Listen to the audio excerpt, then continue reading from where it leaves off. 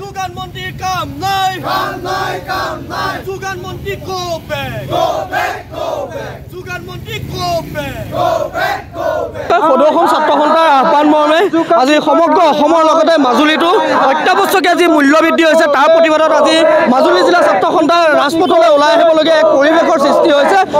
চৰকাৰে জাতি মাটি ভেটিৰ কথা কয় যিখন চৰকাৰে গাদী লৈ আহিছিল সেই চৰকাৰখনে বৰ্তমান অসমৰ জনসাধাৰণক মাধমাৰ সুধা দেখা পোৱা গৈছে।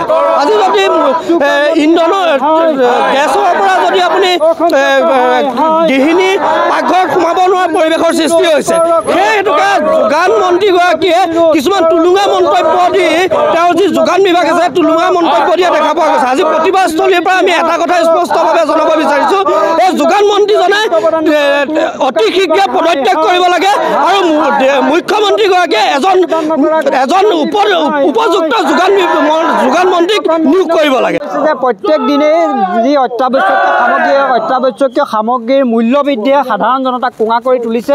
বিভিন্ন স্তৰত প্ৰতিবাদ সাব্যস্ত কৰি থকা হৈছে। ছাত্ৰ সন্থাই বিভিন্ন স্তৰত প্ৰতিবাদ সাব্যস্ত কৰিছে, কিন্তু আজিৰ তাৰিখলৈকে দেখা পোৱা গৈছে যে অসমৰ যিটো যোগান বিভাগ আছে, অসম চৰকাৰৰ যিটো যোগান বিভাগ আছে, যোগান বিভাগটোৱে যোগান মন্ত্ৰীগৰাকীয়ে এই ক্ষেত্ৰত কোনো ধৰণৰ গুৰুত্ব প্ৰদান কৰা নাই, যাৰ পৰিপ্ৰেক্ষিতত জনসাধাৰণে এই মূল্য বৃদ্ধিৰ কাষত পৰি পেলাই কোঙা হ'বলগীয়া হৈছে। এই কথাটো কোনো কাৰণতে ছাত্ৰ সন্থাই মানি নলয়। অনাগত দিনত যদি তেওঁলোকে এই যোগান বিভাগৰ মূল্য বৃদ্ধি ৰোধ কৰাত ব্যৰ্থ হয়, তেতিয়াহ'লে অনাগত দিনত ইয়াতকৈ কঠোৰ গণতান্ত্ৰিক আন্দোলনৰ কাৰ্যসূচী গ্ৰহণ কৰিবলৈ ছাত্ৰ সন্থা বাধ্য। খাদ্য সামগ্ৰীৰ মূল্য বৃদ্ধিৰ প্ৰতিবাদত আজি আমি সদৌ অসম ছাত্ৰ সন্থাৰ আহ্বানত সদৌ মাজুলী জিলা ছাত্ৰ সন্থাই জিলা সদৰ গড়মূৰত আমি প্ৰতিবাদ কাৰ্যসূচী ৰূপায়ণ কৰিছোঁ। মূল্য বৃদ্ধি ৰোধ হ'ব লাগিব, কাৰণ জনসাধাৰণ বজাৰলৈ যাব নোৱাৰা এক পৰিৱেশৰ সৃষ্টি হৈছে। মূল্য বৃদ্ধিয়ে জনসাধাৰণক ৰাম টাঙোন সোধাইছে, মূল্য বৃদ্ধিয়ে জনসাধাৰণক কোঙা কৰি পেলাইছে। তাৰ পিছতো যোগান মন্ত্ৰীগৰাকীৰ দায় কৰা মন্তব্য, তাৰ পিছতো যোগান মন্ত্ৰীগৰাকীৰ কোনো ধৰণৰ দায়িত্ব জ্ঞান নাই।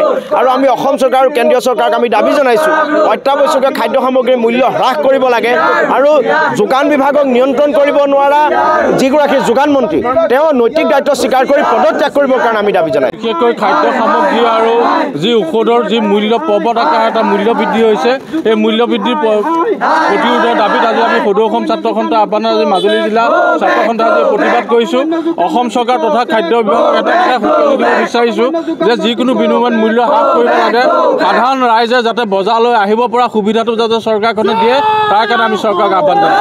যিকোনো খবৰৰ বাবে যোগাযোগ কৰক 7099017330 অথবা 70990173